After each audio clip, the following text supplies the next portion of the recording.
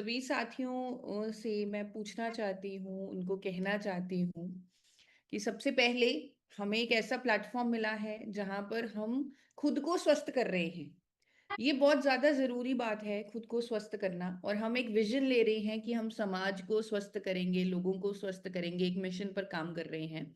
कई बार मैं जब लोगों से मिलती हूँ, वो मुझे कहते हैं कि उनके काम की वजह से उनका स्वास्थ्य खराब हो गया। और हमारा काम ही ऐसा है, हमारा मिशन ही ऐसा है, हमारा सिस्टम ही ऐसा है जिसकी वजह से हम स्वस्थ हो रहे हैं। और ये जो छोटी-छोटी आदतों की श्रृंखला हमने शुरू की है, ये कंपाउंडेड इफ़ेक्ट हमें देगी, कंपाउंडेड रिज़ल्ट हमें देगी। छोटे-छोटे बदलाव जब आप अपनी ज़िंदगी में करते हैं, कुछ ऐसे साथी होंगे जो हर रोज़ गुरुकुल में जुड़ रहे होंगे और कुछ-कुछ जो भी बताया जा रहा है, वो छोटी-छोटी आदतें वो अडॉप्ट कर रहे होंगे। कोई ऐसे साथी हैं जो एक बार बात रखना चाहते हैं कि उन्होंने कोई स्मॉल चेंज जो टीसी सर ने उन्हें बताया होगा, उसे अप्लाई किया अपने जीवन में, जो बहुत आसान था। और 21 दिन उन्हें हो चुके हैं और वो ऑलरेडी उसके रिजल्ट महसूस करने लगे हैं। अगर कोई साथी एक बार आकर बताना चाहते हैं, तो उसके बाद हम आज की हेल्दी हैबिट पर बात करेंगे।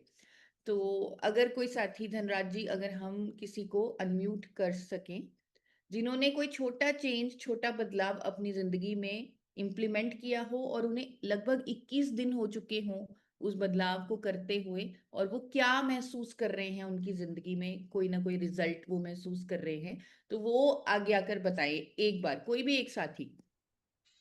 संतोष सर। मैं नहीं जाऊंगा भाई, मेरा नाइट ड्यूटी है तो आता मैं क्या पता करता। जी जी संतोष जी। हाँ धन्यवाद सर। और जैसा कि सर हम पहले मॉर्निंग में टहल नहीं रहे बोल थे, देना तो गोविंद गोविंद पात्रा तो टहलना चाहिए। संतोष जी, आप एक बार अनम्यूट कर लीजिए दोबारा।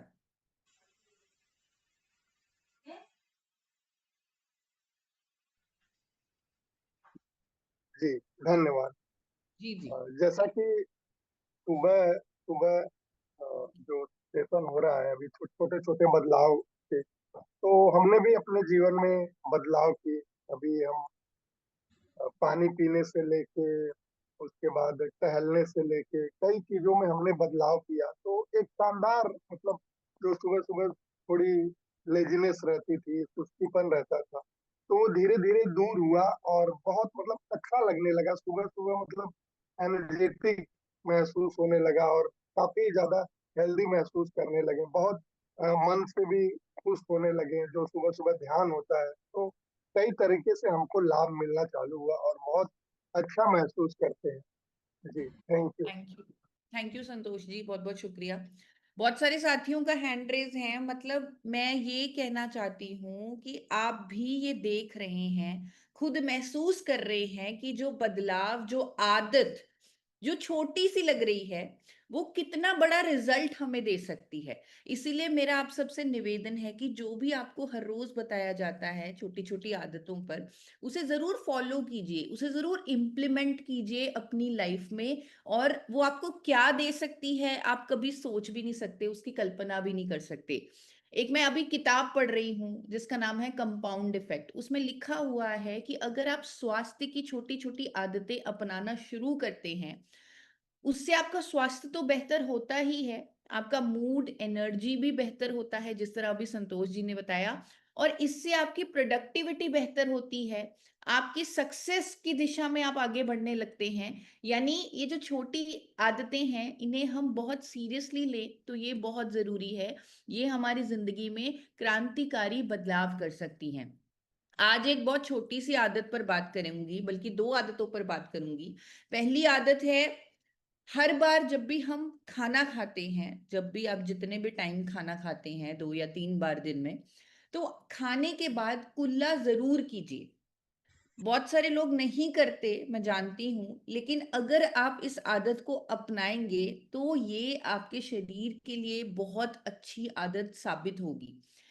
अगर आप खाने के बाद कुल्ला करते हैं तो आप अपने दांतों की हेल्थ को प्रोटेक्ट करते हैं, अपनी ओरल हेल्थ को प्रोटेक्ट करते हैं, कैविटी, दांतों की सड़न नहीं होती, आपके मुंह में दुर्गंध नहीं आएगी, मुंह में फंसा हुआ खाना भी निकलता है। आप जब देखेंगे, आप खुद देखेंगे जब आप खाने के बाद कुल्ला करते हैं, तो बहुत सारे कण जो खाना आपको शायद लगता नहीं है, देखने में नहीं लगता कि वो फँसा हुआ है दाँतों में, वो निकलेगा। आप खुद देखेंगे, धीरे-धीरे आपको ये अपनी हैबिट में आ जाएगा और जब भी आप खाना खाएँगे, 21 दिन के लिए जब आपने इसे फ़ॉलो कर लिया क्योंकि ये हेल्दी हैबिट है, हमें इसे फ़ॉलो करना है। जब आपने 21 दिन के लिए इसे फ़ॉलो कर लिया, आप खुद देखेंगे कि आप रह ही नहीं पाएँगे बिना कुल्ला करे। तो इस आदत को ज़रूर अपनाएँ। छोटी-सी आदत, छोटा-सा बदलाव, कुछ बड़ी चीज़ नहीं है, सिर्फ़ छोटी-सी बात है ये। तो इसे ज़रूर फ़ॉलो करने की कोशिश करें। एक और आदत यहाँ पर मैं आप सबको बताना चाहती हूँ। छोटी-सी आदत है, लेकिन बहुत बड़े काम कर सकती है।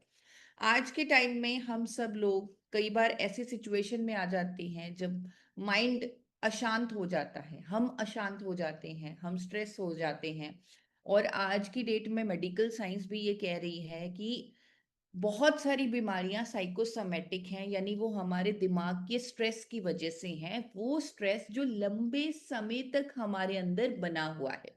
तो एक टेक्निक मैं आपको बताने वाली हूँ जिसका नाम है बॉक्स ब्रीदिंग टेक्निक।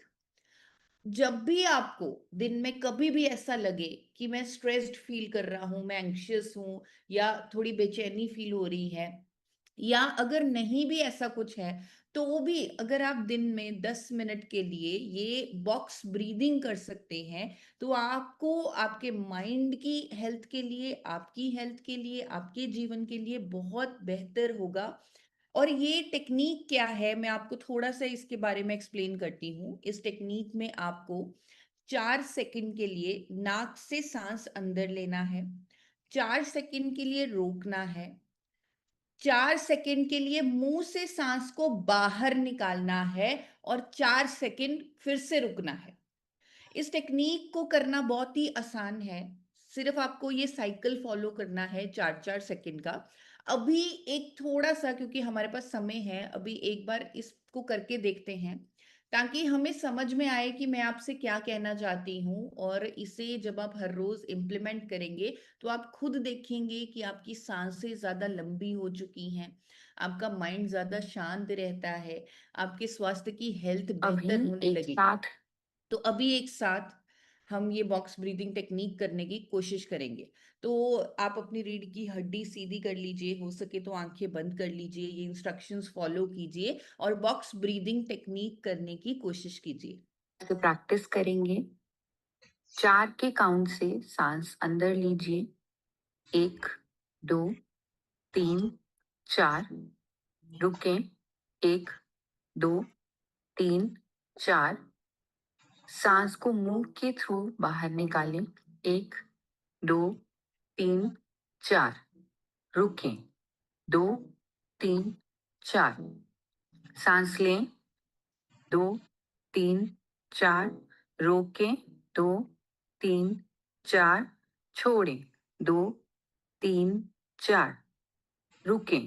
2, 3, 4। सांस लें। 2, 3, 4। रोकें। 2, 3, 4। छोड़ें। 2, 3, 4। रुकें। 2, 3, 4। सांस लें।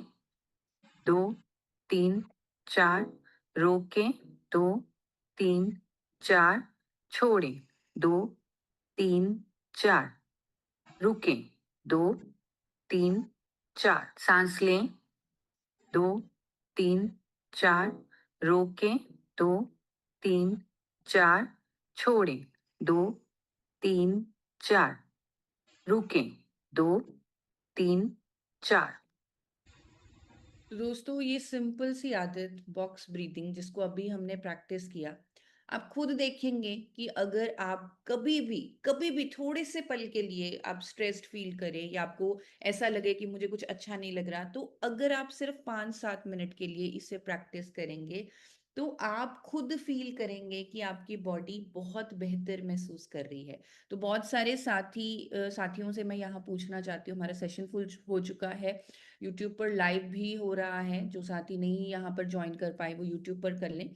तो तो मैं आप सबसे पूछना चाहती हूँ कि कौन-कौन इन आदतों को जो पहले भी हमने सीखा उन्हें भी इम्प्लीमेंट करेंगे, और आज वाली जो छोटी-छोटी आदतें जैसे खाने के बाद कुल्ला करना, जब भी स्ट्रेस्ड फील हो बॉक्स ब्रीदिंग करना, कौन-कौन इसे फॉलो करेगा? एक बार जल्दी से मुझे हैंड रेज़ करके बताइए।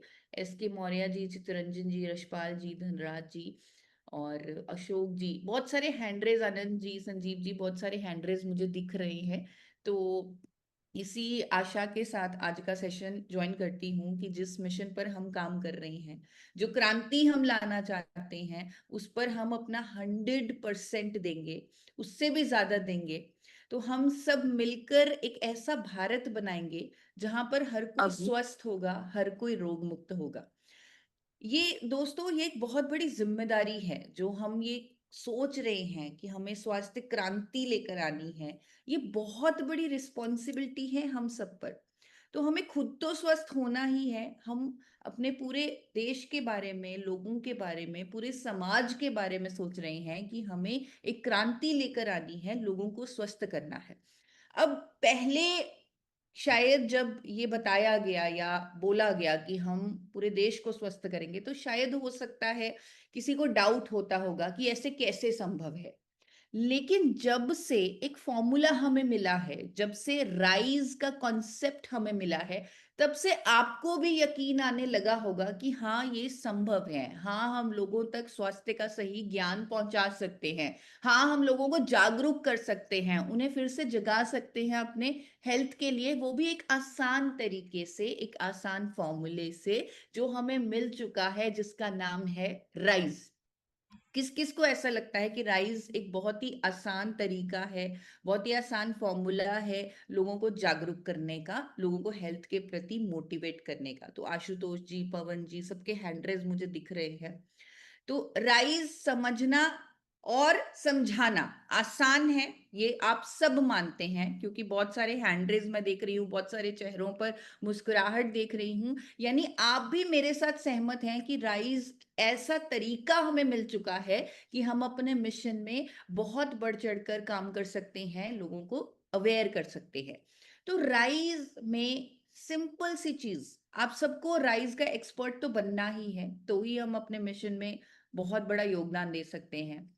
तो राइज का एक्सपर्ट बनाने की आज मैं आपको कोशिश करूंगी, कुछ ऐसी बातें आपको बताऊंगी जो आपको हेल्प करेंगी आपके मिशन में। तो राइज का सबसे पहले आपको फुल फॉर्म मालूम होना चाहिए कि राइज का आर है रूटीन, आई है इनटेक, इनटेक यानी जो भी हम अपने अंदर डाल रहे हैं। राइस का एस बहुत ज्यादा इंपॉर्टेंट है, जो है सप्लीमेंट्स, क्योंकि आज की डेट में जहां हमारी मिट्टी में उतनी न्यूट्रिशन नहीं रही, हमारे भोजन में इतना न्यूट्रिशन नहीं रहा, तो आज की डेट में साइंस का सपोर्ट लेना, यानी सप्लीमेंट्स का सपोर्ट लेना बहुत ज्यादा जरूरी है हेल्दी रहने के लिए। तो इसीलिए राइस में एस, सप्लीमेंट्स भी बहुत ज्यादा इंपॉर्टेंट है। और लास्ट है ई, इमोशनल हेल्थ। इमोशनल हेल्थ, आज के युग में जब लोग अपने फोन को ही ज्यादा इंपॉर्टेंस दे रहे हैं, स्क्रीन्स को इंपॉर्टेंस दे रहे हैं, कहीं ना कहीं अपने रिलेशन से दूर जा रहे हैं, ऑफलाइन बातों से दूर जा रहे हैं, फिजिकली एक दूसरे से मिलने से दूर जा रहे हैं, तो वहां पर बहुत ज्यादा हमारा माइंड जो है वो स्ट्रेस में है, बहुत सारी बीमारियां उसके कारण हो रही हैं। इसीलिए बहुत जरूरी है कि हम इमोशनल हेल्थ पर भी बात करें। हम खुद को स्वस्थ रखने के लिए अपने माइंड को स्वस्थ रखने की भी बात करें। तो simple, RISE, routine, intake, supplements और इमोशनल हेल्थ। अब रूटीन, आप सोचिए रूटीन में क्या हो सकता है। रूटीन में सिंपल सी चीजें, हर चीज का समय निर्धारित होना चाहिए, यानी सुबह उठने से लेकर रात तक सोने का। और ये क्यों निर्धारित करना जरूरी है, मैं आपको इसका साइंटिफिक लॉजिक भी बताऊंगी। अगर कोई व्यक्ति पूरा दिन खाना नहीं खा रहा, या उसके शरीर को नहीं पता खाना कब मिलने वाला है, तो वो फ्लाइट एंड फाइट मोड में चला जाएगा। जैसे कि पहले के जमाने में आदिवासियों के टाइम होता था कि जब नहीं पता होता था खाना कब मिलेगा, तो body fight and flight mode में होती थी कि शिकार करना है हमें। तो इस तरह की सिचुएशन से बचने के लिए बहुत जरूरी है कि हम अपने शरीर को एक रूटीन, एक डिसिप्लिन दें, सही मैसेज दें। हम बताएं अपने शरीर को कि हाँ अब सुबह हो चुकी है, हम उठ रहे हैं, ताकि बॉडी रिक्वायर्ड हॉर्मोन्स प्रोड्यूस कर सके। रात को सही समय पर सोना बहुत जरूरी है, ताकि बॉडी हीलिंग पर काम कर सके। तो ये बहुत जरूरी है कि अगर आप किसी से भी बात करें, पहले उनका रूटीन समझें कि वो अभी क्या फॉलो कर रहे हैं, फिर उस रूटीन में अपनी नॉलेज के अकॉर्डिंग बदलाव लेकर आए। आपको अब सबको मालूम है कि सुबह जल्दी उठना चाहिए। बहुत सारे साथी गुरुकुल में, अब ये नंबर लगातार बढ़ता जा रहा है, यानी सुबह जल्दी उठने की आदत हम सब अपना रहे हैं। तो आपको सामने वाले को भी एजुकेट करना है, गाइड करना है कि वो सुबह जल्दी उठें। और सूर्य जैसे ही उदय होता है उसके 1 घंटे के अंदर अंदर तो उन्हें उठना ही है, पहले उठ सके तो उससे भी अच्छा है, लेकिन वो बदलाव धीरे धीरे करें। अगर आप एकदम कोई व्यक्ति जो 8-9 बजे उठ रहा है, आप उसे कहेंगे आप 5 बजे उठें, तो वो उनके लिए थोड़ा सा मुश्किल हो जाएगा। तो वो बदलाव अगर धीरे धीरे करेंगे, यानी 8 से पहले 7:30 करें, फिर उसके बाद 7 करें, 6 करें, तो इस तरह बदलाव करने की कोशिश करें, ताकि हर कोई इसे अडॉप्ट कर पाए। तो रूटीन में बहुत ज़रूरी है कि हमारी दिनचर्या जो है वो डिसिप्लिन्ड होनी चाहिए, उसमें एक्सरसाइज करने का टाइम होना चाहिए, हम ओवरऑल एक्टिव रहने चाहिए, हम सही टाइम पर भोजन करें, ये भी बहुत ज़रूरी है। अब भोजन से आपको इनटेक याद आएगा, तो इनटेक यानी हम क्या खा रहे हैं, क्या पी रहे हैं, उस पर जरूर ध्यान दें। सही मात्रा में पानी पीना भी बहुत जरूरी है, बैलेंस्ड फूड लेना भी बहुत जरूरी है। उस भोजन को कैसे प्लान करना है वो भी मैं आज आपको बताऊंगी। सप्लीमेंट्स की हमारे पास रेंज है, और कुछ सप्लीमेंट्स आपको हेल्दी लोगों को भी देने हैं, जिनको कोई हेल्थ इश्यू है उनको भी देने हैं, तो वो सप्लीमेंट्स की डिटेल में बात होगी। इमोशनल हेल्थ पर जैसे मैंने आपको बताया, आज हमने एक बॉक्स ब्रीदिंग टेक्निक की, तो वो ऑटोमेटिकली आपकी इमोशनल हेल्थ पर भी काम करेगी, अगर उस टेक्निक को भी फॉलो किया जाएगा। यानी स्ट्रेस मैनेजमेंट करना बहुत जरूरी है। तो रूटीन, और यहाँ पर मैं फिर से कहना चाहूंगी कि ये जो राइज का कॉन्सेप्ट जो अभी हम सीख रहे हैं, जो अभी हम डिस्कस करने वाले हैं, ये आप किसी को भी बता सकते हैं। यानी जो व्यक्ति स्वस्थ है, स्वस्थ रहना चाहता है, और हम भी चाहते हैं वो हमेशा स्वस्थ रहे, उन्हें भी राइज फॉलो करना है। जिनको कोई हेल्थ इश्यू है, चाहे वो बीपी है, शुगर है, थायराइड है, उनके लिए भी ये जो कॉन्सेप्ट है ये कॉमन है। ये जो कुछ बातें हैं, ये जो अभी मैं बताने वाली हूँ वो कॉमन है, तो वो उनको भी बतानी है। तो rise natural living, circadian rhythm को फॉलो करना है, सनराइज के टाइम उठ जाना है, सनसेट के टाइम अपनी एक्टिविटीज को कम करके सो जाना है। एक्सरसाइज की बहुत सारी फॉर्म्स आज की डेट में अवेलेबल हैं, बहुत सारी फॉर्म्स अवेलेबल हैं। चाहे आप किसी को भी गाइड करें तो उन्हें एक्सरसाइज करने के लिए जरूर मोटिवेट करें।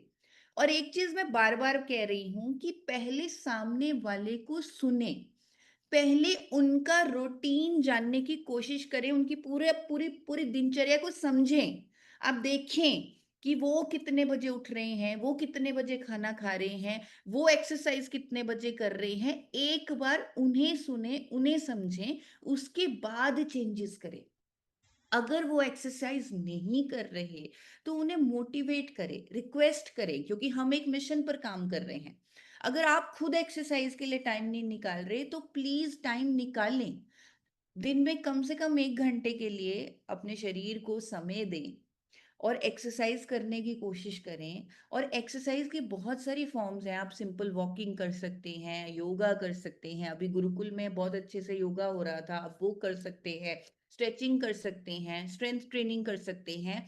और अगर किसी को कोई भी बहाना दिखता है एक्सरसाइज का, तो मैंने एक फॉरएवर हेल्दी वर्कआउट भी तैयार कर दिया है, जो आप अगर किसी को समझाएं एक्सरसाइज के लिए, अगर कोई व्यक्ति डरता है एक्सरसाइज से कि मैं नहीं कर सकता, जिम में नहीं जा सकता, योगा नहीं कर सकता, तो आप उन्हें एक सिंपल वर्कआउट जो मैंने डिजाइन किया है, फॉरएवर हेल्दी वर्कआउट, जो मेरे चैनल पर अवेलेबल है, जिसे हमने एक साथ परफॉर्म भी किया है, जो बहुत ही आसान है, और आसान होने के साथ साथ वो हमारे जॉइंट्स और मसल्स पर प्रॉपर तरीके से काम कर रहा है।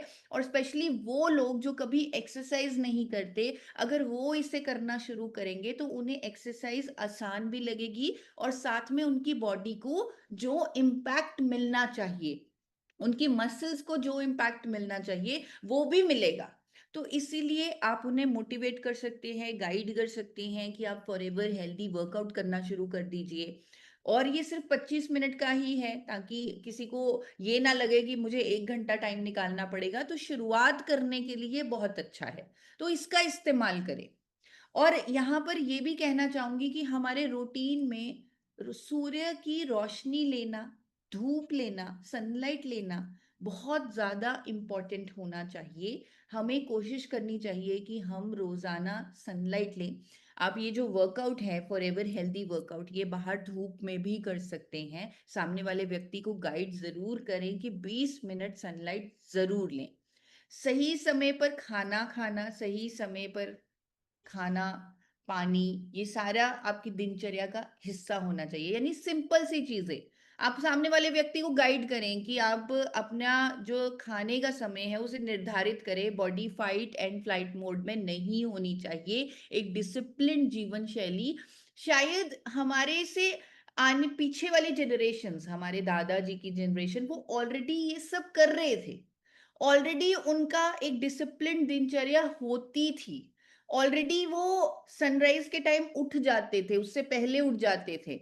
ऑलरेडी वो सनसेट के टाइम अपनी एक्टिविटीज को कम करके टाइम से सो भी जाते थे। ऑलरेडी ये हमारी पिछली जनरेशन्स कर रही थी।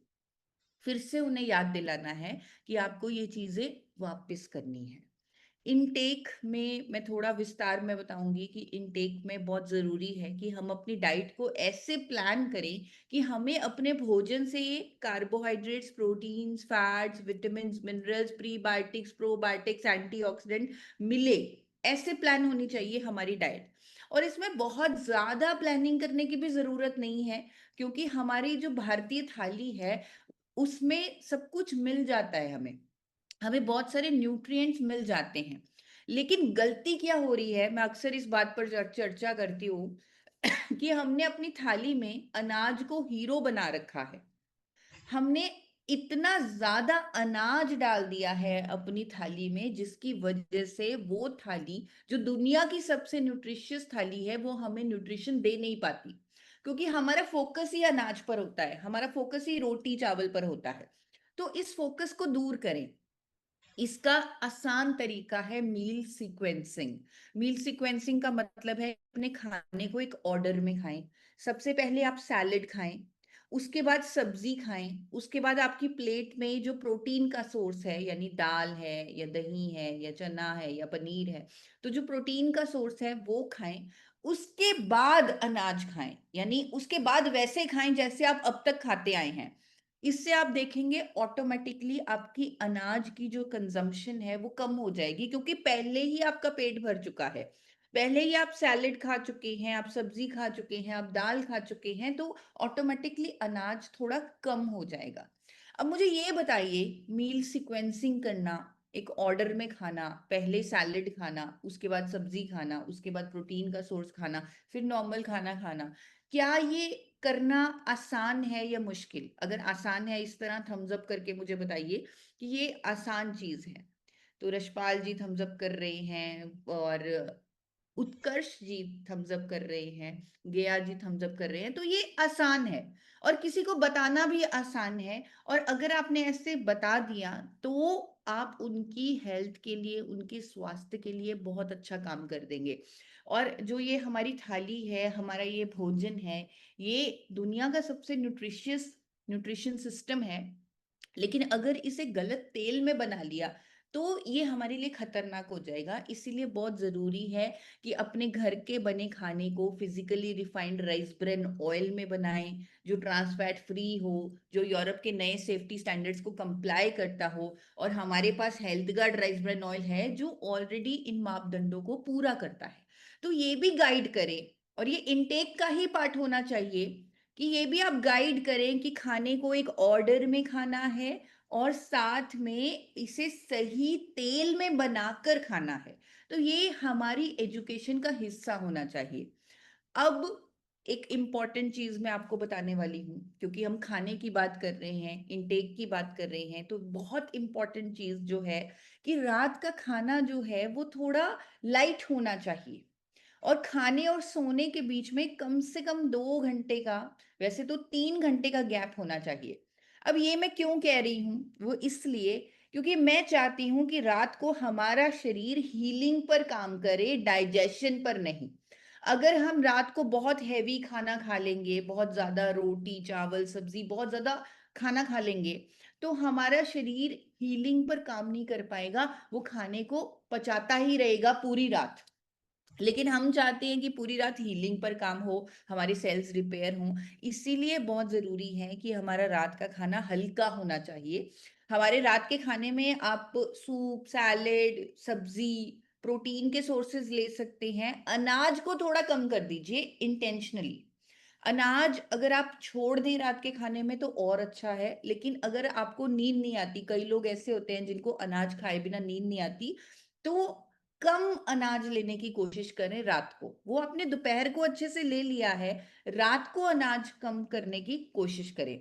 और ये चीज़ भी आपको सबको समझानी है कि प्रोसेस्ड फूड नहीं लेना, फास्ट फूड नहीं लेना। अब ये आप हर किसी को समझाएँगे, जो लोग स्वस्थ हैं उनको भी, अगर किसी को कोलेस्ट्रॉल, बीपी, शुगर, थायराइड है उनको भी। तो ये कॉमन चीज़ें हैं जो आप आसानी से किसी को भी समझा सकते हैं। ऑफ कोर्स ड्रिंकिंग, स्मोकिंग नहीं करनी चाहिए, ये हमारे हेल्थ के लिए सुसाइडल है, ब्रेन के लिए टॉक्सिक है। तो ये चीज़ें भी कॉमन हैं, ये आपको हर किसी को समझानी चाहिए। एक और चीज़, अभी जब हम हेल्दी हैबिट्स पर बात कर रहे थे तो संतोष जी ने बताया कि उन्होंने पानी पीना शुरू किया है। वो ध्यान रखते हैं कि वो पानी पर्याप्त मात्रा में पी रहे हैं। और ये एक छोटी सी आदत बहुत बड़ा बदलाव ला सकती है आपके जीवन में। और मैं अक्सर देखती हूँ कि कई बार लोग भूल जाते हैं पानी पीना। उनको याद ही नहीं रहता कि उन्हें लगातार पानी पीना है, सिप सिप पानी पीना है, पूरे दिन में 2.5 से 3 लीटर पानी पीना है। तो आप किसी को भी जब हेल्थ पर, राइज पर एजुकेट करें तो इनटेक में पानी के बारे में भी बात करें। और ये बात आपको हर किसी से करनी है, चाहे किसी को कोई हेल्थ इशू है उसे भी, कोई स्वस्थ है उसे भी। तो पर्याप्त मात्रा में 2.5 से 3 लीटर पानी पीने के लिए उन्हें एजुकेट करें। अब राइज का एक बहुत बड़ा पहलू है सप्लीमेंट्स, क्योंकि स्वास्थ्य क्रांति सप्लीमेंट्स की सपोर्ट के बिना लाना असंभव है। जैसे मैंने आपको बताया, एक स्टडी मैंने पढ़ी कि आज हमारी खाने में उतना न्यूट्रिशन नहीं बचा। एक स्टडी हुई 1950 में जिसमें ये सामने आया कि एक गाजर जो 1950 में हमें विटामिन ए देती थी, उतना विटामिन ए लेने के लिए हमें 99 गाजर खानी पड़ेगी आज की डेट में। यानी हमारे भोजन में से न्यूट्रिशन बहुत कम हो चुका है। इसीलिए हमें साइंटिफिक सपोर्ट की ज़रूरत है, हमें सप्लीमेंट्स की ज़रूरत है। अब सप्लीमेंट्स, ये ऐसे सप्लीमेंट्स हैं जो हर किसी के लिए कॉमन है। यानी स्वस्थ व्यक्ति के लिए भी, कोई हेल्थ इश्यू है उन्हें भी, आप ये सप्लीमेंट्स उन्हें रेकमेंड कीजिए। सिर्फ गामा ओरिजिनॉल की डोजेज फ़र्क पड़ जाएगी। जैसे अगर कोई व्यक्ति स्वस्थ है, जिसे कोई हेल्थ इश्यू नहीं है, तो उसे 2 कैप्सूल गामा ओरिजिनॉल इनफ हैं। लेकिन अगर किसी को कोई हेल्थ इश्यू है तो 4 कैप्सूल दीजिए, 2 सुबह 2 शाम। तो सिर्फ डोजेज का फर्क पड़ेगा, बाकी सबकी डोजेज वही रहती है। जैसे ओमेगा, वेज ओमेगा है, ओमेगा 3 एक बहुत जरूरी फैटी एसिड है जो हमारी बॉडी खुद नहीं बना पाती, तो हम उसे सप्लीमेंट फॉर्म में बॉडी को देंगे। वेज ओमेगा हम एजुकेट करेंगे कि आपको ओमेगा 3 का सप्लीमेंट लेना है। हम एजुकेट करेंगे कि आपको मल्टीविटामिन लेना है, महिलाओं के लिए अलग है, मेन के लिए अलग है, तो इसके बारे में आप जानते हैं। प्रोटीन, हमारे जो भोजन है वो हमें पर्याप्त मात्रा में प्रोटीन नहीं दे पाता, तो इसलिए हम एजुकेट करेंगे कि अगर आप प्रोटीन की सप्लीमेंटेशन लेते हैं तो वो बहुत ज़रूरी है आपके शरीर के लिए। इम्यूनिटी को बूस्ट करने के लिए आपके पास मधुसन्यम रस भी है। अब इसके अलावा ये सप्लीमेंट्स जो हमारे पास हैं, इनके अलावा मैं एक और चीज़ पर बात करूंगी और अक्सर बात करती हूँ कि विटामिन D3 और विटामिन B12 हमारे शरीर के लिए बहुत ज़रूरी हैं। और दुख की बात यह है कि आज की डेट में 80% भारतीयों को विटामिन D3 और B12 की डेफिशिएंसी है, जिससे बहुत सारी बीमारियां हो सकती हैं। तो बहुत ज़रूरी है, एक तो हम ब्लड टेस्ट करवाना शुरू करें, जो हमने शुरू भी किया है। और आपने भी देखा होगा कि जिसका भी आपने ब्लड टेस्ट करवाया या खुद का ब्लड टेस्ट करवाया तो विटामिन D3 और B12 की कमी आई। तो इसलिए उनको गाइड करें, सामने वाले व्यक्ति को गाइड करें कि विटामिन D3 और B12 की कमी ना होने दें, अपने फिजिशियन डॉक्टर की सपोर्ट से इसका, क्योंकि इसके हाई ओरल सप्लीमेंट दिए जाते हैं, तो इसका सप्लीमेंट लें। और कई केसेस में इसके इंजेक्शंस भी लगते हैं, अगर कमी बहुत ज्यादा हो जाए तो डॉक्टर डिसाइड करते हैं। तो उन्हें मोटिवेट करें, गाइड करें कि इन दोनों विटामिन को आपको ऑप्टिमल रेंज में रखना है, इसीलिए आप अपने डॉक्टर की सपोर्ट से इसका सप्लीमेंटेशन शुरू करें। तो विटामिन D3 और B12 भी सप्लीमेंट का हिस्सा है, इस पर गाइड करें। गामा ओरिजिनॉल की डोजेज का सिर्फ फर्क पड़ेगा। अभी तक हमने जो बातें की वो हर किसी को बताई जा सकती हैं, लेकिन डोजेज याद रखिएगा। गामा ओरिजिनॉल की हेल्दी लोगों के लिए 2 कैप्सूल, और जिनको कोई हेल्थ इश्यू है वो 4 से 6 कैप्सूल भी ले सकते हैं। और नेक्स्ट इज इमोशनल हेल्थ, जिसकी आज की डेट में हर किसी को जरूरत है। आज आपने जो बॉक्स ब्रीदिंग टेक्निक सीखी है वो भी इमोशनल हेल्थ पर काम करेगी। इमोशनल हेल्थ के लिए थोड़ा सा डीप ब्रीदिंग, ग्रैटिट्यूड, मेडिटेशन, इस पर आप चर्चा कर सकते हैं। अब यहाँ तक अभी तक जो भी हमने डिस्कस किया, जैसे मैंने कहा कि हर किसी के लिए कॉमन है, यानी जिनको हेल्थ इशू है उनके लिए भी, जिनको हेल्थ इशू नहीं है उनके लिए भी। लेकिन अब हम बात करने जा रहे हैं कुछ स्पेशल हेल्थ कंडीशंस की। आपने लास्ट टाइम भी इनके बारे में सीखा, अभी कुछ और एडिशंस हम कर रहे हैं ताकि आप समझें कि अगर आप किसी को कोलेस्ट्रॉल है उससे कैसे बात करनी है, किसी को हाई ब्लड शुगर है उनसे कैसे बात करनी है, हाई ब्लड प्रेशर है, हाइपोथायराइड है तो कैसे बात करनी है। ओवरऑल जो एजुकेशन है वो राइज के अराउंड ही रहेगी। जो हमने अभी सीखा वही हम बताएंगे, वही सप्लीमेंट्स बताएंगे, वही इमोशनल हेल्थ पर बताएंगे, वही इनटेक बताएंगे, रूटीन बताएंगे। लेकिन कुछ कुछ बातें स्पेशली हम बताएंगे उन लोगों को जिनको कोई ना कोई हेल्थ कंडीशन है। जैसे अगर किसी को हाई ब्लड कोलेस्ट्रॉल है तो उन्हें हम सुझाव देंगे। हमें इमिडिएटली हमारे माइंड में आना चाहिए कि इनको हमें गाइड करना है कि रात को एक एक गिलास पानी में, ये वो पानी का ग्लास जो है वो कांच या स्टील का होना चाहिए, प्लास्टिक नहीं होना चाहिए, ये भी समझाइए। तो एक गिलास पानी में वो लहसुन की कलियां और 1 चम्मच जीरा डालकर भिगो कर रख दे, और सुबह उठकर उस पानी को खाली पेट पिए। लहसुन में जो नाइट्रिक ऑक्साइड होता है वो कोलेस्ट्रॉल के मेटाबॉलिज्म में हेल्प करता है। तो उन्हें गाइड करें कि सुबह के लिए आप ये रूटीन में डाल लें कि आप रात को भिगा हुआ जीरा और लहसुन का पानी बनाएं और उसे भिगो दें और सुबह खाली पेट उसे पिएं। जिन लोगों को हाई ब्लड कोलेस्ट्रॉल की प्रॉब्लम है, बहुत जरूरी है उनकी डाइट में फाइबर को डालना। तो जो मील सीक्वेंसिंग हमने सीखी, सबसे पहले सैलेड, तो उस पर जरूर फोकस करें कि उन्हें सैलेड बहुत ज्यादा लेना है ताकि उनकी बॉडी में फाइबर जाए और कोलेस्ट्रॉल मेटाबॉलिज्म हो। विशेष रूप से उन्हें सलाह दें कि वो चीनी, दूध और ग्लूटेन ना लें, क्योंकि उससे और भी ज्यादा कोलेस्ट्रॉल उनके अंदर जमेगा। अब चीनी है उससे ट्राइग्लिसराइड बढ़ेगा डायरेक्टली, दूध है उसमें ऑलरेडी कोलेस्ट्रॉल होता है, पनीर ऑलरेडी उसमें कोलेस्ट्रॉल होता है, तो जिनका कोलेस्ट्रॉल पहले से ही बढ़ा हुआ है तो हम उन्हें क्यों और कोलेस्ट्रॉल खिलाएं।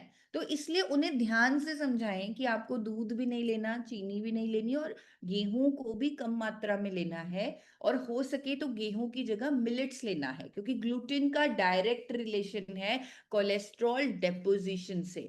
तो उन्हें मिलेट्स पर, मोटे अनाज पर गाइड करें कि आप बाजरे का आटा, रागी का आटा, ज्वार का आटा, ओट्स का आटा, अमरंथ का आटा, बहुत सारे ऑप्शंस हैं, तो उसकी रोटी खा सकते हैं। और जिन लोगों का कोलेस्ट्रॉल बढ़ा हुआ है उनको स्पेशली गाइड करें कि वो रात के भोजन में अनाज ले ही ना। कई जो लोग स्वस्थ हैं वो ले सकते हैं कम मात्रा में, 3 घंटे का गैप रख के, लेकिन जिनका कोलेस्ट्रॉल बढ़ा हुआ है अगर वो कुछ समय के लिए रात के भोजन में अनाज से परहेज कर लेते हैं तो आप खुद देखेंगे कि उनकी रिपोर्ट्स में बहुत जल्दी फर्क आएगा। राइस ओवरऑल उन्हें फॉलो करना है, सप्लीमेंट्स अपना काम करेंगे, गामा ओरिजिनॉल अपना काम करेगा, ओमेगा 3 अपना काम करेगा, लेकिन ये एडेड बेनिफिट उन्हें देगा जब वो रात को हल्का भोजन लेंगे।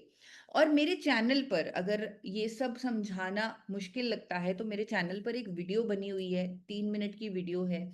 जो बातें अभी मैंने आपको बताई वो आपको उस वीडियो के माध्यम से भी समझाने में मदद मिलेगी। मेरे चैनल पर एक वीडियो है कोलेस्ट्रॉल कंट्रोल सही जीवन शैली, जिसमें रात का भोजन हल्का, जिसमें गेहूं की जगह मिलेट्स, जिसमें आपको फाइबर लेना है, आपको लहसुन जीरा का पानी लेना है, तो ये सब बताया हुआ है। आप इस वीडियो का भी इस्तेमाल कर सकते हैं, लेकिन मैं चाहूंगी कि आप खुद भी याद रखें कि अगर आप किसी से भी बात कर रहे हैं जिसको हाई ब्लड कोलेस्ट्रॉल है, उन्हें आप सही तरीके से गाइड करें, राइज के बाद उन्हें स्पेशली गाइड करें कि आपको इन चीजों को भी फॉलो करना है। आई होप अभी आपको बहुत सारी चीजें याद करनी पड़ सकती हैं। आई नो आपको बहुत सारा चीजों को सीखना पड़ेगा, लेकिन हम जैसे मैंने आपको स्टार्टिंग में बोला कि हमने जिम्मेदारी ली है पूरे समाज की, हम बहुत बड़ा परिवर्तन लाने की सोच रहे हैं, इसीलिए थोड़ी बहुत रिस्पॉन्सिबिलिटी हमें लेनी होगी। एंड आई होप आपको समझ आ रहा है कि ये छोटी छोटी चीजें, जिनको स्पेशल हेल्थ कंडीशंस हैं, जिनको कोई ना कोई हेल्थ इशू है, जब आप उन्हें बताएंगे, जब आपका रिजल्ट बहुत जल्दी दिखने लगेगा, तो सामने वाला व्यक्ति भी प्रभावित होगा आपसे, और वो जो भी आप कहना चाहेंगे, जो भी आप बताना चाहेंगे, वो उस पर इम्प्लीमेंट करना चाहेगा। अगर किसी को हाई ब्लड शुगर रहता है यानी डायबिटीज की बीमारी है, तो डायबिटीज के लिए पानी चेंज हो जाएगा। अब यहाँ पर पानी आपको मेथी मेथी वाला पानी, यानी 1 चम्मच जो मेथी दाने होते हैं, उसे रात को भिगो देना है 1 गिलास पानी में, उसे ढक देना है, और फिर सुबह उठकर खाली पेट उस पानी को पीना है। तो आप ध्यान रखें कि कोलेस्ट्रॉल है तो हमने क्या पानी का सजेशन दिया है, अगर डायबिटीज है तो हमने मेथी वाले पानी का सजेशन दिया है। और ये ट्रेडिशनल आयुर्वेदिक रेमेडीज हैं, और ये आपको तो नॉलेजेबल साउंड करवाती ही हैं, लेकिन साथ में सामने वालों को भी जब उसके रिजल्ट दिखते हैं, जब वो उसे फॉलो करते हैं, तो वो चेंजेस जब अपनी रिपोर्ट्स में देखेंगे तो वो आपका धन्यवाद करेंगे कि आपने ये छोटी छोटी चीजें, ये दादी माँ के टोटके भी हमें बताए, यानी आप वाकई हमारे स्वास्थ्य को बेहतर करना चाहते हैं। जिन लोगों को डायबिटीज है उनको अपनी थाली को बहुत ध्यान से प्लान करना होगा। उनकी थाली में 50% वेजिटेबल्स होनी चाहिए, 25% प्रोटीन और बहुत कम कार्बोहाइड्रेट, क्योंकि हमें उनको ग्लूकोज स्पाइक नहीं देना। ऑलरेडी उनके सेल्स इंसुलिन को रेजिस्ट कर रहे हैं, इसीलिए उनका जो ग्लूकोज स्पाइक है वो बहुत कम होना चाहिए। यानी उनको लो जीआई, लो ग्लिसेमिक इंडेक्स वाले भोजन लेने हैं। तो ये आपको स्पेशली याद रखना है उन लोगों के केस में जिनको डायबिटीज है। उनको आपने समझाना है कि आपको कौन से अनाज लेने हैं, कौन से मिलेट लेने हैं जो लो जीआई हो। उनको दालें वो गाइड करनी है जो लो जीआई हों, उनको नट्स और फल भी वो गाइड करने हैं जो लो जीआई हों। उनको मीठे फल नहीं लेने। अब ये डिफरेंट है उन लोगों के से जिनको डायबिटीज नहीं है, ये थोड़ा सा अलग है, क्योंकि जिनको डायबिटीज है वो मीठे फल नहीं ले सकते। उनको गाइड करना है कि उन्हें केला नहीं खाना, उन्हें आम नहीं खाना, उन्हें सफेद चावल नहीं खाना। तो ये मीठे फल, जिन जिन चीजों का ग्लिसेमिक लोड बहुत ज्यादा होता है, वो उन्हें मना करना है। साथ में उन्हें जो आयुर्वेदिक फॉर्मुलेशन है, हम कहते हैं कि जिनको डायबिटीज है उन्हें करेला, जामुन, एलोवेरा, इन चीजों की फॉर्मुलेशन का कुछ लेना चाहिए, क्योंकि ये चीजें इंडिविजुअली लेना बहुत मुश्किल है। तो इसलिए मधु संयम रस हमारे पास एक बहुत अच्छा विकल्प है, जो ऑलरेडी इन आयुर्वेदिक फॉर्मुलेशन को, ऑलरेडी डायबिटीज के लिए ये आयुर्वेदिक फॉर्मुलेशन से बनाया गया है। तो ये सारी जड़ी बूटियां जो एक ऐसे व्यक्ति को मदद कर सकती है जिसका ब्लड शुगर बढ़ा हुआ है, HbA1c ज्यादा है, तो ये फॉर्मुलेशन उन्हें मदद करेगी। तो उनको गाइड करें कि मधु संयम रस भी लेना शुरू करें। जिन लोगों को डायबिटीज है, अब ये चीज दिमाग में रखिए कि हमने उनका ग्लूकोज स्पाइक कम करना है, हमने ध्यान में रखना है कि उनका भोजन भी है जो वो जल्दी डाइजेस्ट होना चाहिए। तो उनको एडवाइस करें कि जब भी आप खाना खाते हैं, 30 मिनट थोड़ा ज्यादा हो जाएगा तो 10 मिनट की वॉक करें जब भी आप खाना खाते हैं। ये स्पेशली उन लोगों को आपको गाइड करना है जिनको डायबिटीज है, कि खाने के बाद इमीडिएटली बैठे नहीं, थोड़ा वॉक कर ले, इससे भी उनका ग्लूकोज स्पाइक मैनेज होने में मदद मिलेगी। और अगेन मेरे चैनल पर इस पर भी वीडियो बना हुआ है, जो भी अभी मैंने आपको बताया ब्लड शुगर नियंत्रित के प्राकृतिक उपाय।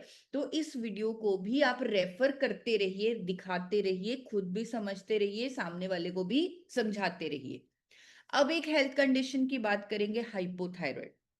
आई होप अभी तक आपको क्लियर हो गया। हमने कोलेस्ट्रॉल की बात की, डायबिटीज की बात की। डायबिटीज में आपको दिमाग में रखना है कि हमें ग्लिसेमिक लोड को कम करना है, ग्लूकोज स्पाइक को कम करना है। उसके लिए आप सैर एडवाइस करेंगे, मेथी वाटर एडवाइस करेंगे।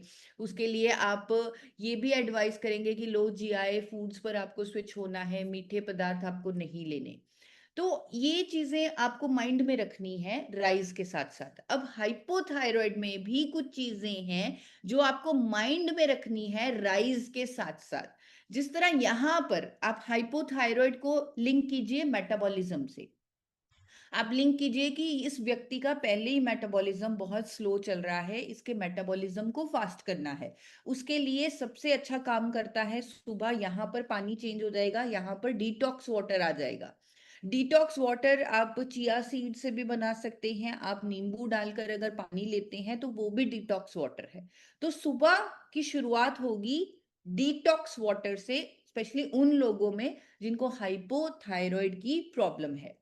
अब याद रखिए थायराइड गले में होता है, गले का ग्लैंड है।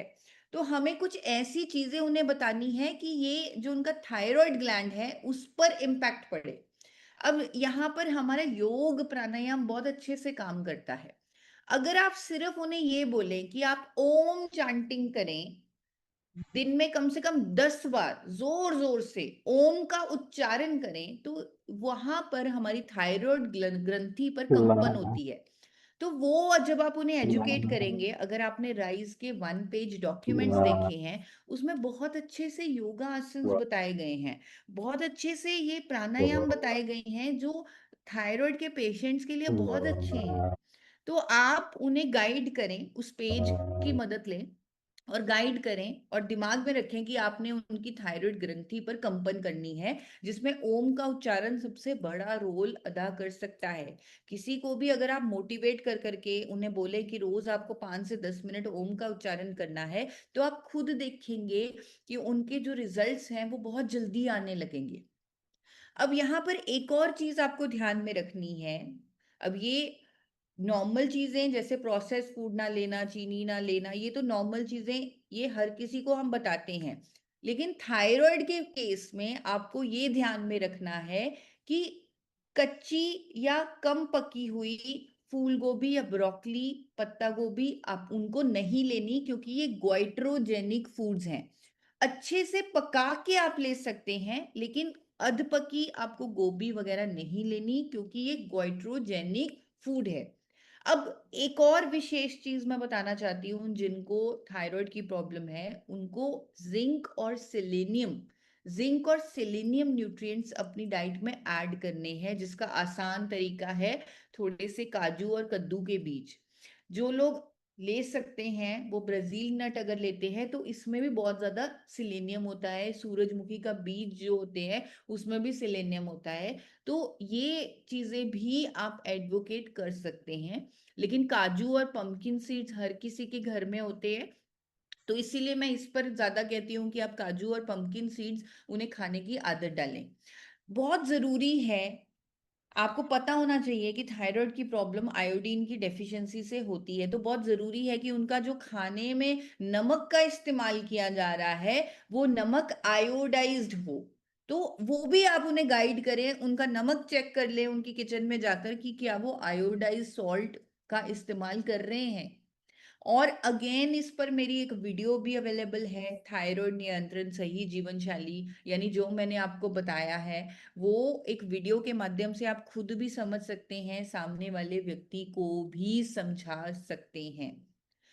अब चौथी हेल्थ प्रॉब्लम पर बात करेंगे, आखिरी हेल्थ प्रॉब्लम पर बात करेंगे। उसके बाद मैं आपसे पूछूंगी कि आपने राइज के साथ साथ और क्या विशेष चीजें समझी विशेष हेल्थ प्रॉब्लम्स के लिए। अब जैसे हाई बीपी की बात करें तो हाई बीपी में आपके दिमाग में सबसे पहले ये बात आनी चाहिए कि हाई बीपी दिमाग की बीमारी है, स्ट्रेस की बीमारी है। तो आपको बहुत सारी चीजें करनी होंगी जिससे आपके दिमाग का स्ट्रेस दूर हो। तो आपको जिसको भी गाइड करना है, जिसको हाई बीपी की प्रॉब्लम है, उन्हें स्ट्रेस मैनेजमेंट पर गाइड करना है। खाने में उनको नमक की मात्रा को सीमित करने के लिए बोलना है। खाने में उनको पोटेशियम युक्त पदार्थ लेने के लिए बोलने हैं, जैसे केला और पालक, जिनको हाई बीपी की प्रॉब्लम है, ताकि उनकी बॉडी को पोटेशियम मिले। और सबसे इंपॉर्टेंट चीज जो उन्हें गाइड करनी है, स्ट्रेस मैनेजमेंट, तनाव कम करने के लिए उन्हें गाइड करना है। उन्हें बोलना है कि आप हो सके तो दिन में थोड़ी देर के लिए मुस्कुराएं। और आप खुद देखेंगे जब भी आप, क्योंकि अब आप हिस्ट्री लेंगे, आप पूरी बातें करेंगे, आप उनकी डिटेल में रूटीन पूछेंगे, उनका जीवन शैली पूछेंगे, तो आप खुद देखेंगे कि एक्चुअल में उनकी लाइफ में बहुत सारा स्ट्रेस है, तो ही उन्हें हाई बीपी की प्रॉब्लम हुई है। तो इसलिए आपका फोकस होना चाहिए राइज। तो आप देखिए, राइज तो आपने सबसे पहले बताना ही बताना है। राइज में जो रूटीन है, इनटेक है, सप्लीमेंट्स हैं, इमोशनल हेल्थ है, उस पर तो बात करनी ही करनी है। लेकिन जिनको हाई बीपी की प्रॉब्लम है उनको नमक कम करने की भी सलाह देनी है, पोटेशियम युक्त फूड लेने की भी सलाह देनी है, और उन्हें स्पेशली समझाना है स्ट्रेस मैनेजमेंट के लिए। उनको स्पेशली बोलना है कि आपको मेडिटेशन करना ही करना है, आपको अपनी कोई ना कोई हॉबी के लिए भी कुछ ना कुछ टाइम निकालना ही निकालना है, ताकि आपके माइंड को रिलैक्सेशन मिले। आपको जबरदस्ती हंसना है, जबरदस्ती मुस्काना है, ताकि जो हमारा दिमाग है वो हैप्पी हॉर्मोन्स रिलीज करे, ताकि स्ट्रेस मैनेजमेंट हो। और उनको एक और विशेष सुझाव आप दे सकते हैं, जो आपके राइज के डॉक्यूमेंट में भी आपको मिल जाएगा। पूरा का पूरा अगर डॉक्यूमेंट ही फॉलो करे तो और अच्छी बात है, लेकिन मुझे मालूम है कि सामने वाला व्यक्ति भी इतने सारे चेंजेस करने के लिए तैयार नहीं होता, इसलिए धीरे धीरे अगर हम चेंजेस करवाएंगे तो और अच्छा है। आप उन्हें, आपके दिमाग में है, आपके माइंड में है कि जिसको हाई बीपी है उसको स्ट्रेस को मैनेज करना है, तो उनकी रात की नींद के लिए, रात की नींद अच्छी करने के लिए आप उन्हें सुझाव दीजिए कि वो गर्म पानी में, एक छोटा सा वो टब लें, और गर्म पानी में, थोड़े से गुनगुने पानी में 15 से 20 मिनट के लिए पिंडलियों तक वो अपने पैरों को भिगो लें, उस पानी में डुबो कर रखें। और इससे ऑटोमेटिकली उनकी बॉडी को एक रिलैक्सेशन का मैसेज मिलेगा, और वो एक अच्छी गहरी नींद ले पाएंगे। क्योंकि जिसको हाई बीपी की प्रॉब्लम है उसका दिमाग अशांत है, उसका माइंड अशांत है। तो आपकी ये छोटी छोटी चीजें, ये छोटी छोटी गाइडेंस उनके माइंड को शांत करने में बहुत बड़ा रोल अदा करेगी। तो आप ये भी उन्हें गाइड कर सकते हैं। इन एडिशन टू दैट मेरी वीडियो है, जो अभी आपने सीखा, जैसे नमक को कंट्रोल लेना, पोटेशियम को इंक्रीज करना, स्ट्रेस मैनेजमेंट करना, मेडिटेशन करना, तो ये मेरी वीडियो में भी मौजूद है। अब इसके साथ साथ ये सब जो हमने विशेष हेल्थ एंड कंडीशंस के लिए सीखा, इसके साथ साथ आपको राइज तो बताना ही बताना है, ये सबके लिए कॉमन है। और आपने फॉलो अप करना है 3 महीने के लिए कि क्या उन्होंने राइज को इम्प्लीमेंट किया, क्या उन्होंने प्रोडक्ट लेने शुरू किए, क्या उन्होंने लगातार प्रोडक्ट लिए, क्या उन्होंने लगातार गामा ओरिजिनॉल लिया, जिनको कोई हेल्थ एंड कंडीशन है, क्या उन्होंने 4 कैप्सूल गामा ओरिजिनॉल के लिए, 2 सुबह 2 शाम। तो आप उनकी हैंड होल्डिंग कीजिए, उनको गाइडेंस दीजिए। और जिनको हेल्थ कंडीशन है, क्योंकि वो राइज भी फॉलो कर रहे हैं, क्योंकि वो गामा ओरिजिनॉल भी सही डोज में ले रहे हैं, तो बहुत जरूरी है कि वो अपनी दवाइयों की मॉनिटरिंग करें, अपने डॉक्टर के संपर्क में रहें। यानी जब आपकी इस तरह की सपोर्ट होगी तब डेफिनेटली जरूरत पड़ेगी कि वो अपनी दवाइयों की डोजेज को कम करें। जिनको डायबिटीज है, थायराइड है, उनकी दवाइयों की मॉनिटरिंग होनी बहुत जरूरी है। वो डॉक्टर खुद उनकी दवाई की डोजेज कम करेंगे। अगर किसी को थायराइड है, उनकी थायरोक्सिन 75 mg चल रही है, वो 50 होगी, 25 होगी। बीपी की प्रॉब्लम है, वो बीपी की 2 दवाइयां चल रही हैं, 2 गोलियां चल रही हैं, वो शायद 1 गोली पर आ जाए। तो आपको बहुत ज्यादा जरूरी उन्हें गाइड करना है कि 3 महीने तक जब आपकी हैंड होल्डिंग उन्हें मिलेगी, उनको अपनी दवाइयों की डोजेज को मॉनिटर करना है। और रिजल्ट आते हैं, आपने देखा है। हम इतने ज्यादा इम्पावर्ड हो चुके हैं अपनी हेल्थ के लिए, लोगों की हेल्थ के लिए, हमारा ज्ञान इतना ज्यादा बढ़ चुका है, हम आदतों को इम्प्लीमेंट भी कर रहे हैं कि हम 100% रिजल्ट लाके दे सकते हैं। हमारे पास ऐसे ऐसे प्रोडक्ट है। अभी मैं आपको बताना चाहती हूँ कि अभी डॉक्टर शर्मा, एपी ऑर्गेनिक्स की पूरी टीम इंटरनेशनल कॉन्फ्रेंस में थी, बैंकॉक में जो हो रहा है अभी। तो वहां पर जापान के बड़े बड़े साइंटिस्ट गामा ओरिजिनॉल पर रिसर्च पेपर्स प्रस्तुत कर रहे हैं। उन्होंने रिसर्च की है, स्टडी की है कि दिमाग की कॉग्निटिव फंक्शन के लिए गामा ओरिजिनॉल, दिमाग की टॉक्सिसिटी को दूर करने के लिए, दिमाग की इन्फ्लामेशन को दूर करने के लिए गामा ओरिजिनॉल बहुत अच्छा रोल अदा कर रहा है। अभी पूरी के पूरे मेडिकल साइंस का फोकस ब्रेन हेल्थ पर चला गया है। तो वहां पर रिसर्च पेपर्स ऑलरेडी प्रेजेंट हो चुके हैं। जापान के साइंटिस्ट इस पर बात कर चुके हैं कि ब्रेन की टॉक्सिसिटी को दूर करता है गामा ओरिजिनॉल। और दोस्तों, ये ऐसा प्रोडक्ट है, आप सब जानते हैं कि ऐसे ऐसे रिजल्ट्स ये लाकर दे रहा है जिनके बारे में मैंने कभी पढ़ा भी नहीं था। वैसे वैसे रिजल्ट्स लोग दे रहे हैं आज की डेट में गामा ओरिजिनॉल पर। कैंसर रिवर्सल तक के रिजल्ट्स हमारे पास आ रहे हैं। तो हम एक बहुत बड़ी क्रांति ला सकते हैं। हमारे पास ऐसा साइंटिफिक प्रोडक्ट है, ऐसी ऐसी ऐसी चीजें हैं, ऐसी नॉलेज है कि हम 100% रिजल्ट ला सकते हैं। हम खुद सेहत के सितारे बन सकते हैं। हम 100 लोगों को स्वस्थ करके सेहत मित्र बन सकते हैं। बहुत बड़ा मतलब योगदान दे सकते हैं स्वास्थ्य के क्षेत्र में। और हमारे देश को जरूरत है आज की डेट में। हमारा देश की बहुत बड़ी नीड है कि कोई आगे आए, लोगों की मदद करे, क्योंकि ऑलरेडी हेल्थ सिचुएशन इतनी खराब हो चुकी है। तो सेहत मित्र बने, 100 लोगों की जिम्मेदारी लें और सही गाइडेंस से लोगों की मदद करें। तो मेरी आज आप सबसे यही उम्मीद है कि जो भी आज हमने राइज के बारे में सीखा, स्पेशल हेल्थ कंडीशन में कुछ कुछ चीजें सीखी, उसको आप इम्प्लीमेंट करेंगे और सही तरीके से लोगों को गाइड करेंगे। तो बहुत बहुत धन्यवाद। आज मैंने थोड़ा समय ज्यादा लिया है, लेकिन आपसे भी बहुत कुछ जानना चाहूंगी, पूछना चाहूंगी कि आज आपने क्या सीखा स्पेशल कंडीशंस के बारे में। Thank you sir, thank you Dhanraj ji, thank you. Over to you sir. बहुत बहुत धन्यवाद मैम। और इसी को दर्शाता है कि अभी तक हमारा सेशन फुल है।